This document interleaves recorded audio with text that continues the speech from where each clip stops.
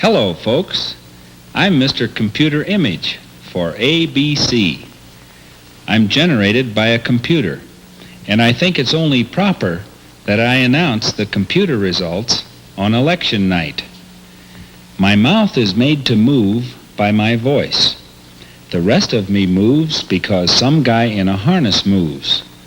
He's my anthropometric programmer. Whatever he does, I do. My mouth can be made to talk by anyone's voice. Here are some examples.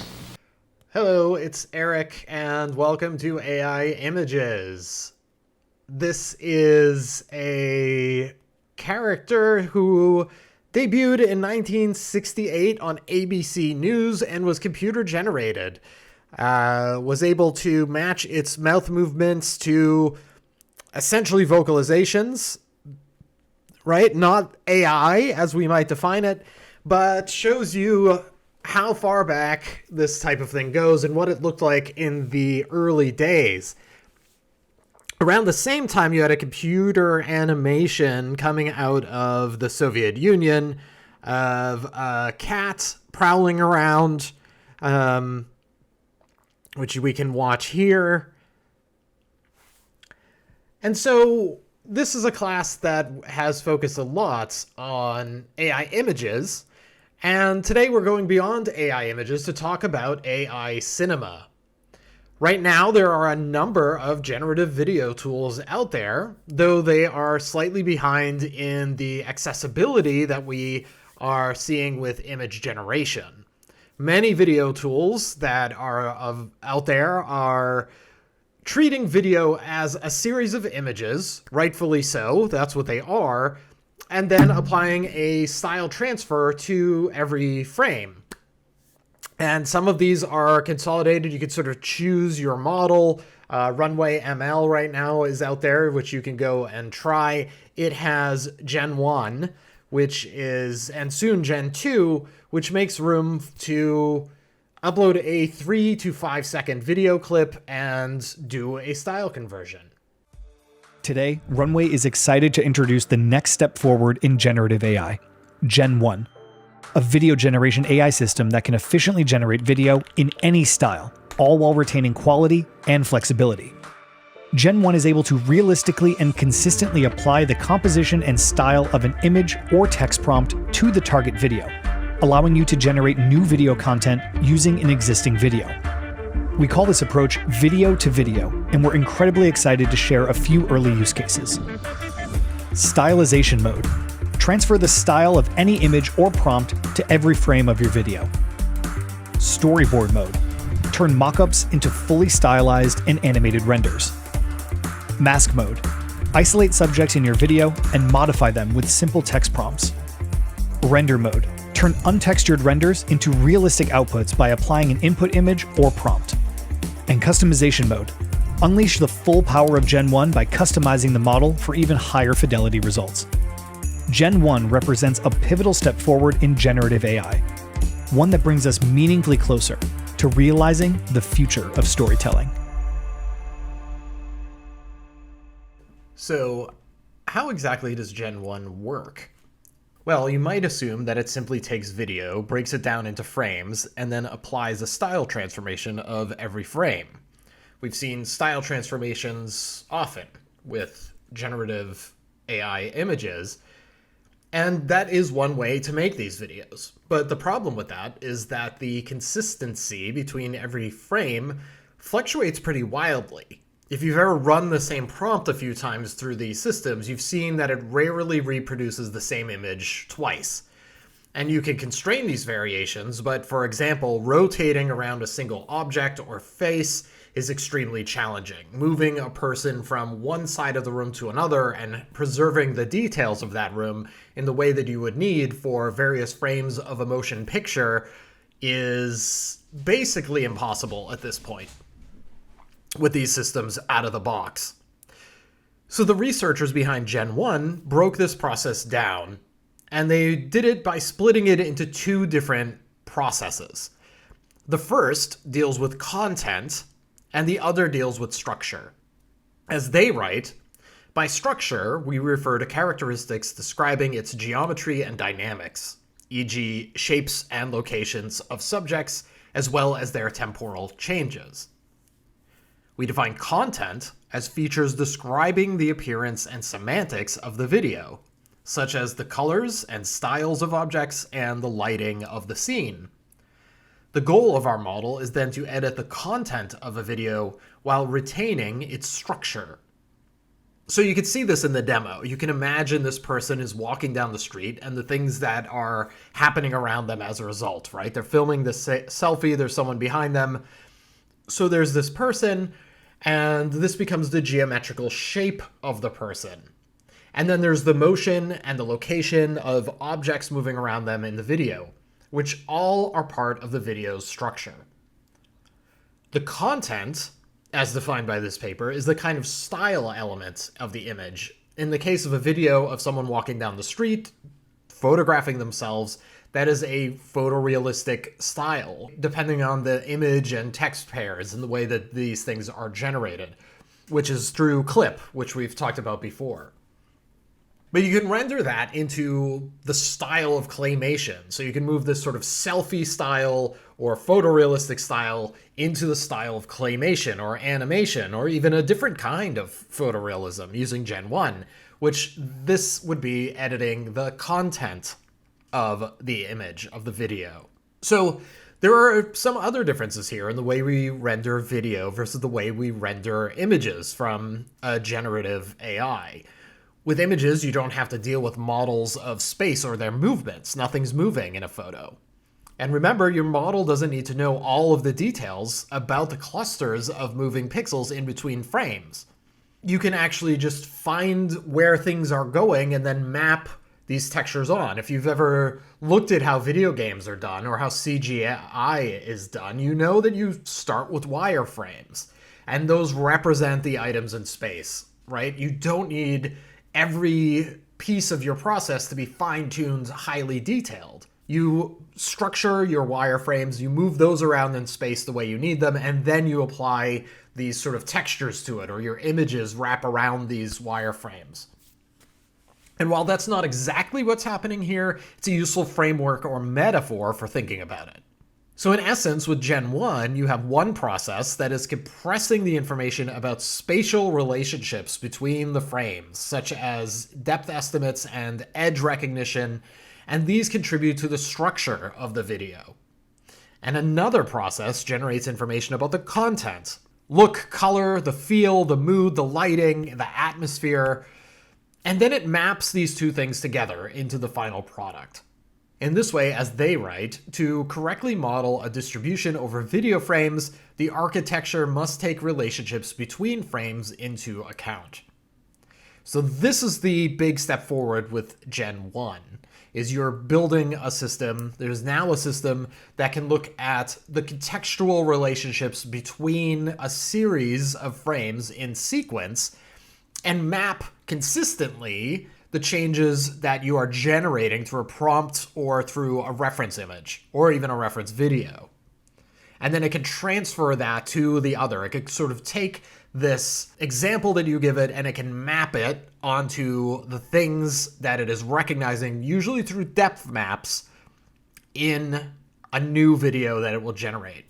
Another interesting and distinct thing about training these models is that rather than looking at noise, as we saw with Stable Diffusion and DALL-E 2, these image generation diffusion models, Gen 1 relies on a de-blurring process. So remember that diffusion builds images around the breakdown of images into noise. It learns how those images break down. It makes a sort of generalized abstraction of the original things that might be in there, such as flower. And then when you ask it to generate an image, it starts with pure noise, and it denoises that backward toward the image described by your prompt. That's diffusion. For Gen 1, Runway's researchers integrated video information into its training data by blurring it. And there's a reason for this. It becomes a blurry abstraction rather than static and noise, because in their paper, they suggested blurry movements are easier to map and track without losing their general shape. So the object shape is more general and broad, but it's less likely to bump up into objects as it understands the way that these things move around. So once you know the general movement of the objects in space, the structure of your video, you then de-blur it in the direction of the prompt or the video that you are offering as a reference or the existing image that you're giving as a reference, and then cultivates the content elements such as style and so on. So it starts with this kind of blurry abstraction, and then it works that blur backward, sharpening it into something more crisp and clear based on the description you've given it. So it's a little bit different in that sense from diffusion models, which start with noise and then de-noise. This is de-blurring. And it's just interesting to think about that and how this shift to a three-dimensional space actually influences the way that the data is broken down and then the way that the data is reversed to create a video or a film. So this is an exciting territory, and I want to talk today about the concept of a cinema without cameras. AI images don't use cameras at all, and if we can generate images from text, it offers some new ways of thinking about the ways that we can tell stories using pictures. And we know that these images are the result of pictures in a data set. They're pictures taken by people with cameras, or a scanner, or some other optical input device. So we're not talking so much about where the pictures come from when we say no camera cinema, but we can start thinking about what's possible in terms of how we use these images to tell stories, as well as how we make sense of them. I want to start by mentioning the Brazilian-Czech philosopher Vilem Flusser, who wrote a book called Towards a Philosophy of Photography in 1983. And it's just bafflingly prescient. As a philosopher with an interest in technology, Flusser wrote not just one, but two entire books imagining a world where photorealistic images could be made by computers and machines. And in these books, he explored the philosophical concepts of what an image even was. Initially, Flusser considered the camera as a type of technology, which it is, and assumed that what if the camera is making the image? What if the computers, the design of a camera itself, is shaping the way that we conceive of images and change the way that we go out and take them? Well, 40 years later, that seems to be exactly where we are, and at an even more precise scale.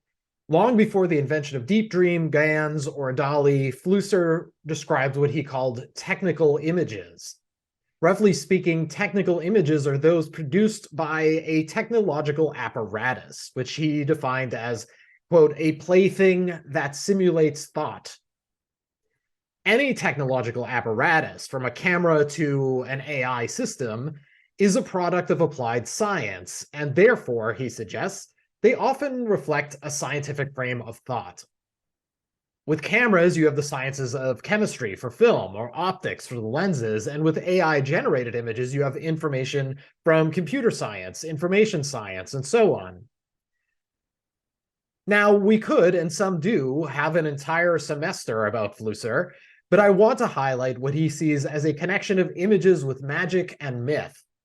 And it's this relationship with images and technology that is so interesting to us. Images tell us stories and myths. They paint visions of the world, they share information, and they give us a way of seeing. Technology constrains the ways we can create those myths and tell those stories. For Flusser, this means that whenever we build a technology, we first build it as a model of the way we think, but soon enough, people start to think like those models, like those technologies. You can look beyond photography to things like assembly lines. We built assembly lines based on the way people assembled things, but then the technology became so fast and efficient that we started demanding people become faster and more efficient as well. So let's think about that with myths and technologies. When we talk about cinema, we usually think about the invention of the camera. But the movie camera, or projector, more or less emerged from a handful of other often looked precursors. Consider the magic lantern, here illustrated in 1720. This was a box with a lantern inside it that could project images onto surfaces, and was often used to add surreal effects to performances, such as introducing demonic or angelic presences into a theater performance. You would paint the image onto glass and insert it into the lantern, and the image would be cast outward. Earlier than that, we have shreds of sketches created for a kind of mirror projection system. Here, a series of images in which a skeleton removes its head. In a weird historical footnote, the creator of this device found it too silly. It was embarrassing. And when it was slated to be shown to the King of France, he actually arranged to have the device sabotaged by his brother to avoid bringing shame to his family. These magic lanterns were designed as a kind of augmenting technology for stories. Magic lantern slides of a century ago were early, awkward efforts to create a moving picture. This lantern slide was actually 2 glass plates. The pig was on the first, the background on the second. Operation was simple. Move the slide to move the pig. Here the cat is on one plate, his eyes and the mice on another. They were dim, candlelit projections that showed up on stage and were narrated by human actors or human performances. It gave rise to what eventually became known as projectors, where images could be cast forward with powerful light bulbs, flipping between images at 15 and then 30 and then 60 frames per second, bringing humans to life within the projection rather than merely nearby it. The glass paintings made way for film strips, and film strips gave us specific ways of shaping the content of stories that we tell. Camera lenses allowed us to do close-ups or shoot scenes of big enveloping landscapes. We could cut film, literally slice it up with scissors and rearrange it to traverse across time and space, seamlessly shifting where we were in the arc of a story. You could move from one room to another without following the camera into that room, using scissors and just cutting the line of film, right? That's actually kind of weird. Somebody had to come up with doing that, right? So if magic lanterns were projections with people besides the images and cinema was projections of people within them, well, what exactly is an AI image or AI cinema? It's a projection without people at all, a cinema without cameras. The camera no longer has to be present to any scene in order to generate a compelling image of that scene. And these images can still be coupled together in sequences that tell a story. AI isn't the first time we've explored the language of cinema without cameras, though. One famous example of no-camera cinema is from the experimental filmmaker Stan Brakhage, who made a film called Mothlight in 1963. Mothlight was a film run through a projector. But instead of capturing images on that film using chemistry, Stan Brakhage collected an assortment of flowers, leaves, and moth wings and stuck them to a film spool with transparent tape. And then he played that assemblage through the projector, which he then recorded. And it's interesting to me to think about this work because it is still a film, dependent on the technologies of cinema, but using an absolute wrong way of making it. It's exciting to think about what this could mean for AI cinema. Is there any way that this could be possible to do something like Mothlight? Is each frame of film a piece of data? What if you cut out data from an AI system? What might it generate then? But what's important here too is that the way we tell stories is shaped not just by the technology we have at our fingertips, but the way people actually use that technology.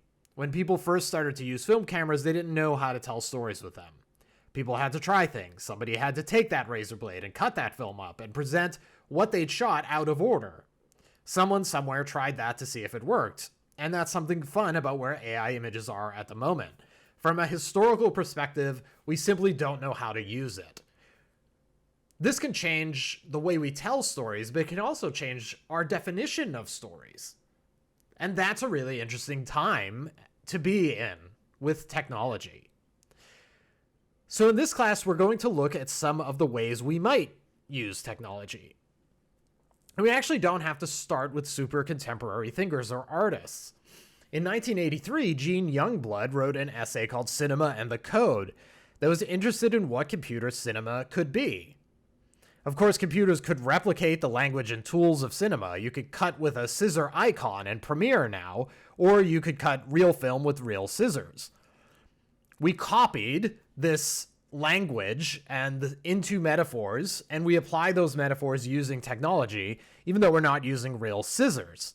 This is called a skeuomorph, and this is a big thing. You see a lot of this in our iconography in computers, but we also are moving from 30 frames per second to 60 frames per second. That's a big deal. That's something that digital technology lets us do. But it's still based on film. It's still based on this idea that 30 frames per second or 10 frames per second, you spin images, you flip through images fast enough, and you have a moving picture. Is there anything that computers might do for movies that film couldn't do? That's the interesting question that Youngblood was interested in, and he looked at a number of experiments being done with computers and code at the time. And he came up with 3 sort of categories that are worth looking at today, because a lot of AI tools that are only now becoming widely accessible are actually using these ideas. And some of these ideas may seem familiar to you, because some digital technologies like Premiere have been embracing them. But they also show us a direction for thinking about code and cinema and how the language of an art form changes when the capacity changes and when we let go of those metaphors of what film is supposed to be or what movies are supposed to be. Youngblood mentioned 4. I said 3. There's actually 4 specifically. Image transformation, parallel event streams, temporal perspectives, and images as objects. So we're going to look at some of those in detail. Youngblood noted that image transformation was distinct from image transitions. In other words, if you look at films, you have transitions that are constrained by the fact that a film is a strip of pictures in a sequence. So you have one picture following another picture with slight movements between them, slight difference of movements between them, and that creates the illusion of motion in the picture, right? On the cinema, on the screen.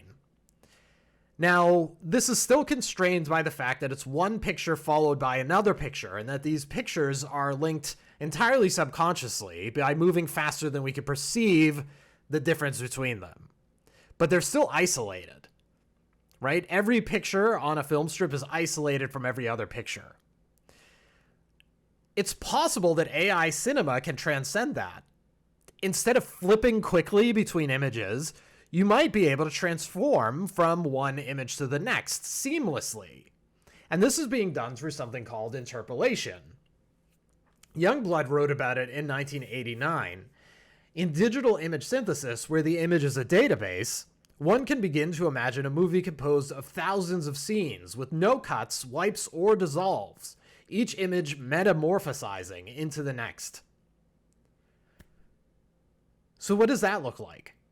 Well, right now, Runway ML offers something called interpolation, which allows us to upload a sequence of images, and the model will analyze the information in each frame, and then render transitions between the two, fusing the two images together instead of cutting between them. They metamorphosize.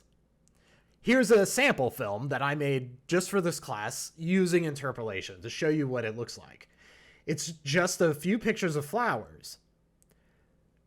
The flowers are put together, and then the machine draws transitions between each of these images, essentially turning them into animations by moving pixel information gradually from the pixel information of one image toward the pixel information in the next, and then moving from that image toward the pixel information in the next image.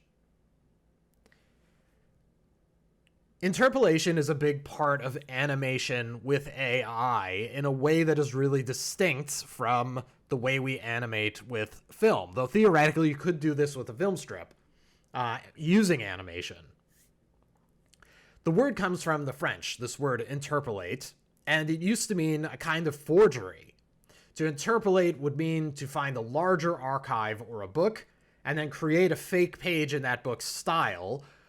Or it could have been done by scribes who are transferring the information from one book to another and might add additional information to that book. So you would then insert that information or a fake page into an existing book to make the book larger. And one of the most notable early uses of this word is the work of a scribe, Pseudo Isidore, who deliberately inserted false laws into books in order to help advance land claims, and even allowed some corrupt bishops to get away with crimes. So interpolation is a useful concept when we think about AI, whether it's diffusion or GANs, or some future system, because it's about adding false information to an existing body of work. That's what we're doing. We're taking data sets, we're extrapolating information from that data sets, and then we're using that data set to produce new stuff that looks like it fits into that body of work. And in the case of interpolation with cinema, it's adding fake frames to connect two real frames, however you mean real, right? These are AI-generated images of flowers, so where the real one is anyone's guess. But it's making sort of new frames to bridge between existing frames, or the frames that are presented to the software. But it's a perpetual flow of information. There's no cut. Youngblood suggests that this allows for interesting story dynamics to play out. And in my own work, I'm interested in how this reveals shifting relationships between people and nature, for example. By merging the two, I hope to suggest that there is an interconnectedness or an entanglement between people and the natural world. Instead of cutting from a person to a mushroom, you're forced to present them as two distinct things if you do that. If you have a cut person to mushroom, they're different. But if you can move from one, if a mushroom can become a person and a person can become a mushroom, then we start seeing that relationship differently than we would if we're cutting. We see them as blended, as connected, as metamorphosizing into one another, rather than distinct, isolated things that we move between. So we could do this just as two pictures, right? We talked about what a story is, but isn't that a story? If you have two things that are isolated in frames that you cut between, that's a bare minimum idea of a story that tells certain things about that relationship, right? And you're forced into that with a film camera. Whereas if you can metamorphosize between these two things, you're able to tell a different story. It shapes the perception of that relationship in a different way. And this is what we mean when we say that technology shapes stories and mythologies. I think this is an excellent example of the way we perceive stories is affected by the technologies we have and the way those technologies constrain the way we tell those stories. Next, we have the idea of a shift in temporal perspective from Youngblood. Basically, we arrive at two possibilities here. Gene Youngblood writes, first, cinema looks from one point to infinity in a spherical point of view. That is one vector, we shall say. The other is the opposite. One looks from each point in space toward a single point. If all these points are in motion around one point, that is the space in which ideal cinema operates. But as long as we are talking about psychological realism, we will be bound to an eye-level cinema. So this is a little bit complex, right? In terms of understanding this with today's tools, I think we might think of this as two aspects of machine learning that are presented to us in the way we tell stories. Basically, you can look out from your own eyes at the stars, right? And you can see in all of infinity from wherever you're looking outward, right? Cinema looks from one point to infinity in a spherical point of view. One way to make sense of this in digital cinema today is the latent spacewalk. We talked about this a little bit when we talked about GANs and the movement between the possibilities in the data space. When you train a model, the latent space is that huge realm of possible images that could come from it. It's an algorithmically generated space where every possible permutation, or a sample of every possible permutation, of the images in your data set are available to you. When you go into Runway ML and you click through images in your data set, you can explore this latent space. And looking at this space is a bit like standing on Earth and looking out at the stars. But instead of looking at the vast universe of stars and planets, you're looking at the vast possibilities of your data set. All the possible constellations that are available in the data that you've given it. And this is an interesting tool for telling stories too. And many artists have tapped into this space to tell stories, though they're still constrained by the capability of our tools. This is inevitable if you're working with technology, right? You tell stories within the constraints of the technology.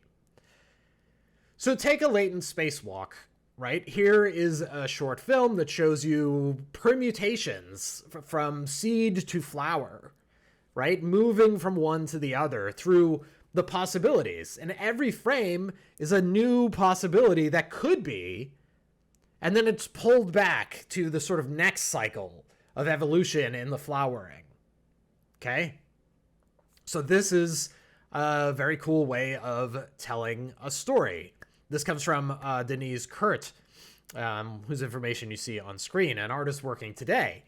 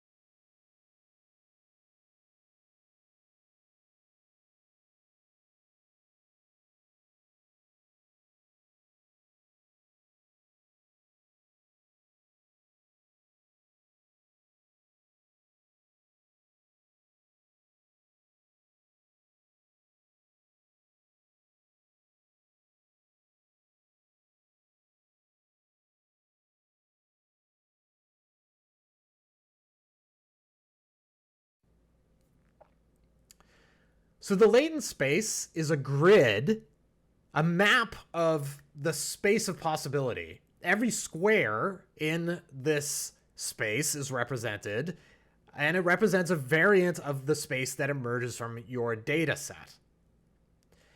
And you probably won't find a narrative in this data. That's important to point out, that narratives and stories can be used a little bit differently, right? You're not going to find a narrative in the data per se, but you can find patterns and connections and relationships. And those are the types of things we can think about as stories. And theoretically, you could possibly build narratives around those things. So it's just an interesting thing to play with. It's a lot of emerging space of possibility in the technology. When you put all these images together in a sequence, you end up with this video that moves through all of the possibilities of a single moment in time, that takes all of these possible pathways and renders them as if a person is moving through all of them. So that is this idea of the perspective of one point, looking out at all the possibilities that can emerge from a single point in space, right? We could get very carried away into science fiction of this idea that if I am talking to you now and I decide to just stop and walk away and leave my front door, that's one possible universe that exists, right? In some possible universe, that's something that I have done, right? That is a possible space. There's possible spaces where you turn off this screen and you go for a walk, right? And then possible things that happen to you on that walk. How do we tell stories that encapsulate this sort of multiple perspective story of possibilities? We've tried thinking through this in a lot of ways. There's a lot of cinema out there that imagines these sort of parallel paths that could emerge from a single decision, right? This is not new in the sense of narrative, but how we visualize it is theoretically new. The shape of what it looks like is theoretically new. Or at least the technology makes it easier for us to imagine this. I'm always hesitant to say new because this stuff has been around for a long time, as we've seen.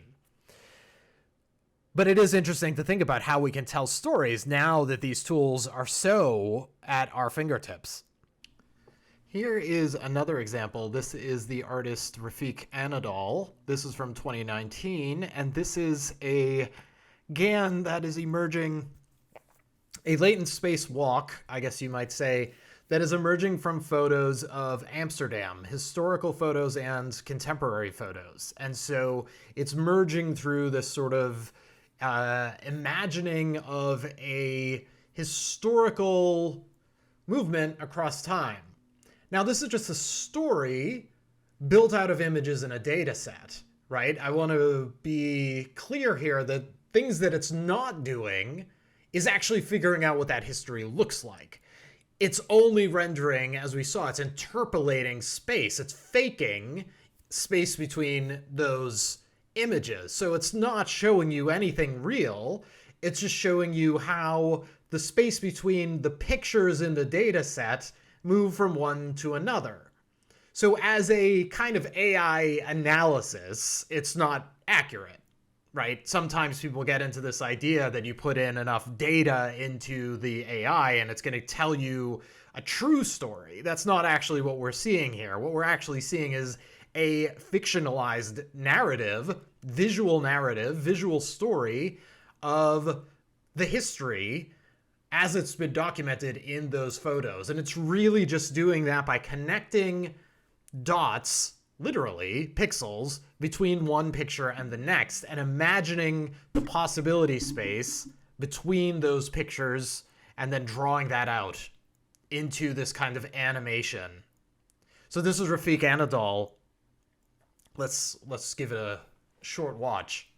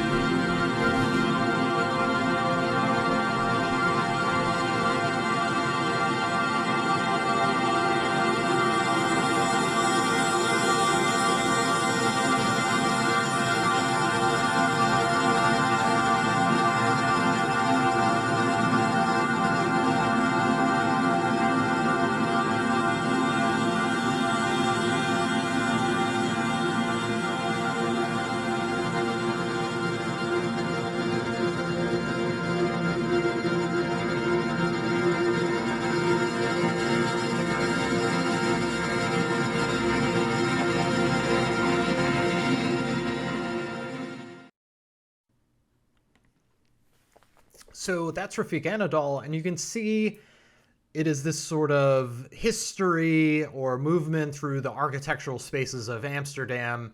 You can see in some of the videos, feel free to go back and watch it over again if you didn't see this, but some of the spaces sort of stay the same, but there's just like the windows move across the house, or chairs and tables sort of morph, right? This is because it's envisioning those possibility spaces. And so for Refik Anadol, this is being used as a way of telling a story about change over time and across time. But those variations and possibilities also show theoretical possibilities in the range of potential in a space. So when we saw Deniz Kurt, we saw the biological sort of phenomenon, right? Emerging and then sort of changing back. And so it became these jellyfish, and then it turned into these flowers and butterflies. But it was always kind of going a little sideways and then back, and then emerging and then sideways and then back. So there's different ways of telling stories through the latent space. And I just want to show one more. This one is Sofia Crespo, and this is a project called Critically Extant. And it uses this possibility space to imagine bodies of non-existing animals, and then it animates them. And we're seeing this as part of a Midnight Minute that was shown in Times Square in New York. So kind of a big deal, right? These animals are the result of training images of animals that don't exist to create possibilities for potentially emergent creatures. That is, to bring forward animals that don't exist. And we can think about this as looking into the data set, finding interesting permutations, and then bringing them forward into the world, here as screens on Times Square in New York.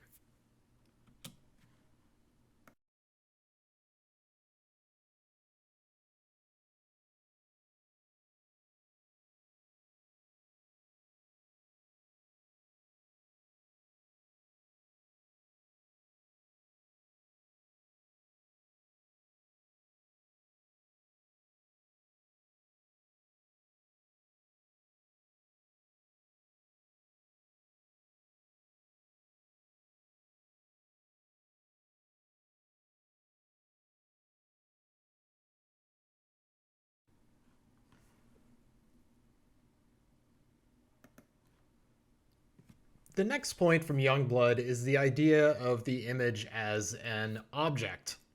It's helpful to think about the relationship that we have with images and the way that technology allows us to tell stories in certain ways. Aspect ratios are, for example, one of those constraints.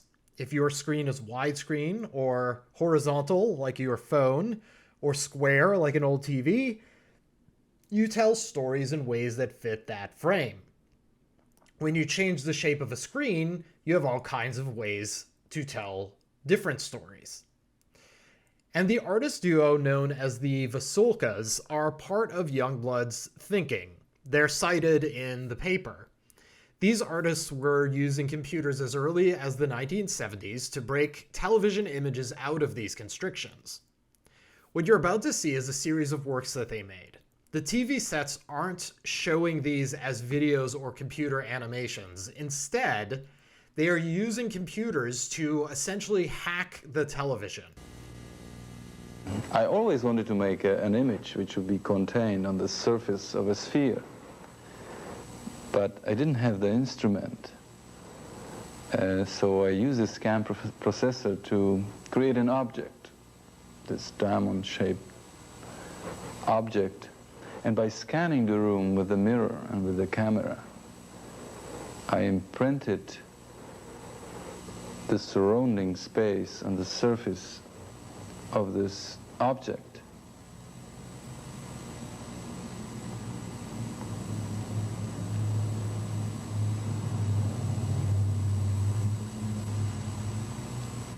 I think this urge of translating image, two-dimensional image, into an object, I think this urge is quite natural or evolutionary to the image, or electronic imaging.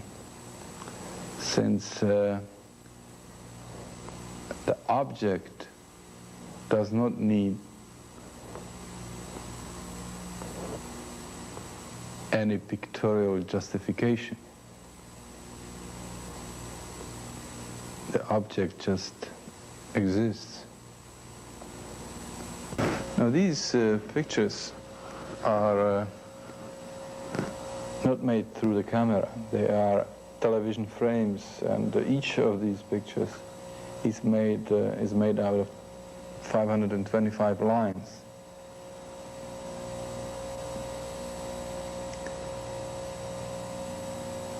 That means it is the television frame we are looking at, which has no information inside. It's an empty television frame. And then this empty television frame is put on a scan processor, which is an instrument that takes the television frame and let us reshape it by magnetic forces. We can induce various waveforms into the diffraction system. And that's how we model image without any aid of the camera.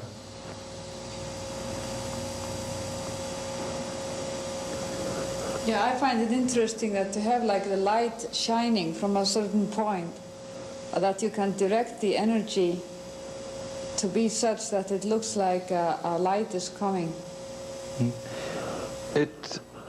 The density itself, like it becomes whiter because the lines are closer. Like these are a little bit spread. From here to here, the lines are spread so much they're actually invisible. It's like an empty space. And these suddenly become compressed more and more. But this is the frame. This is the television frame, which is tilted.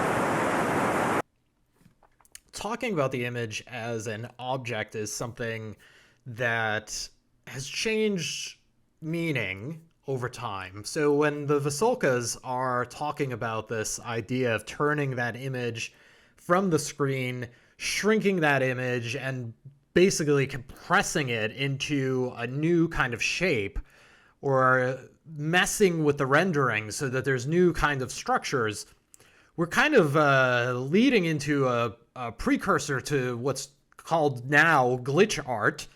But it also is something we can do quite easily with computers. We can move screens, the image in a screen, we can shrink it, right? We can move the screen around. You have picture-in-picture on a television.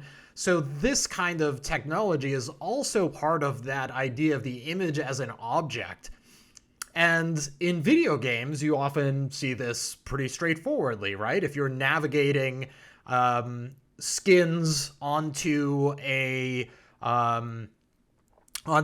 figure, right? You're illustrating this. That is an image being sort of grafted onto the frame, and then you're able to navigate it. And we don't think about this anymore as the image, the video as an object, but that is essentially what it is.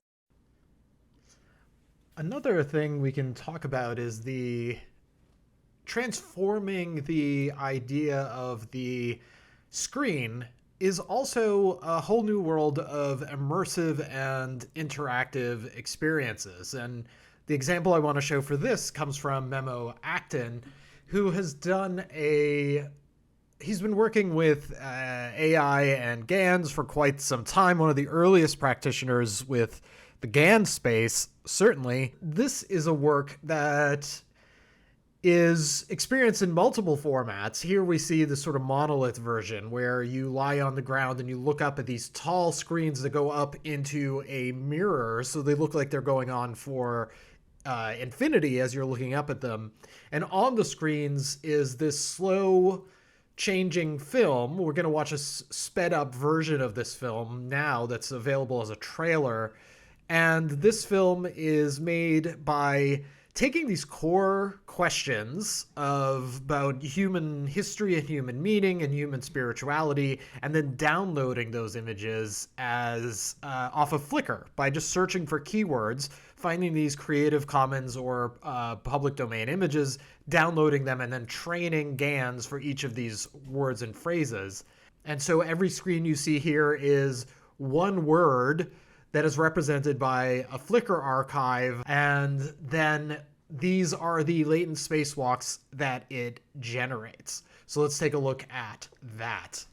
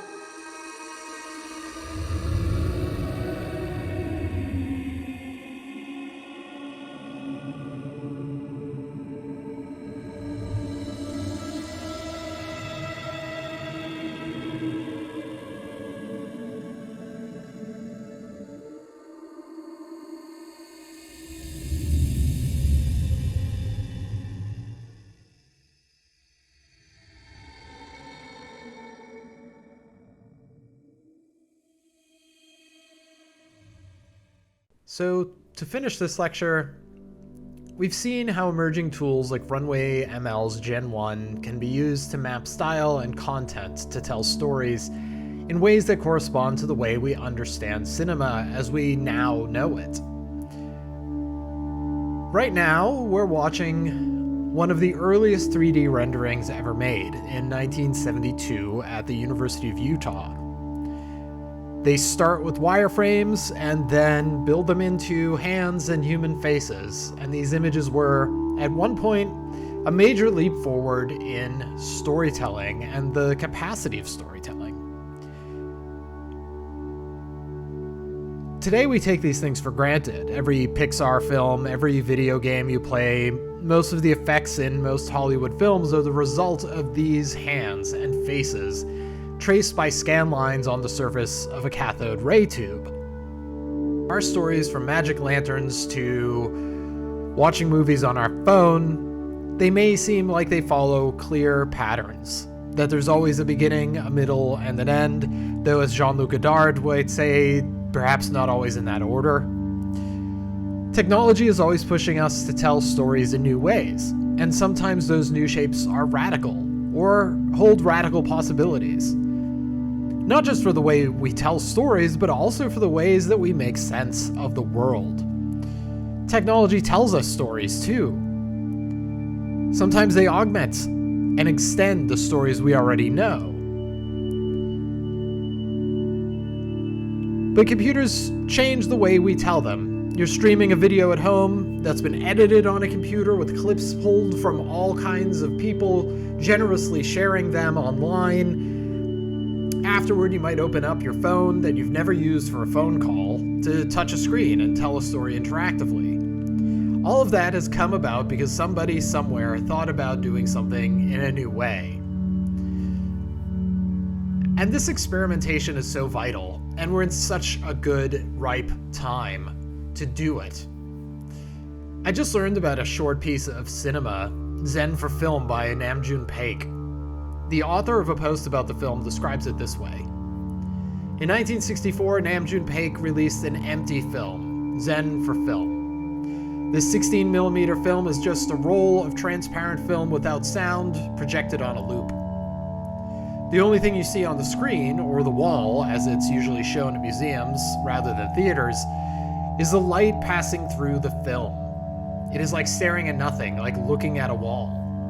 This may sound like pure asceticism, non-cinema, or the negation of cinema, but it is quite the opposite. Zen for Film is a film in constant evolution that captures its surroundings. You can see, among other things, the dust particles that have adhered to the film and the scratches provoked by the inner mechanisms of the film projector. The footsteps, voices, and coughs from the public create the soundtrack. So, you might ask, is this really even a movie? Is this a story? And I'm reminded of light and its role in the history of computers. Light passes through a punch card, or it does not. If there's a hole in the punch card, light moves through, representing a 1, a yes, the presence of information, whereas darkness, or 0, is its absence. And in watching this film, in which light is just passing through a projector and onto a wall, I want to see it as one giant yes, and ask what more we can do to push and shape that yes with the tools we have on hand. And on that note, I want to say thanks for watching, and I'll see you next time.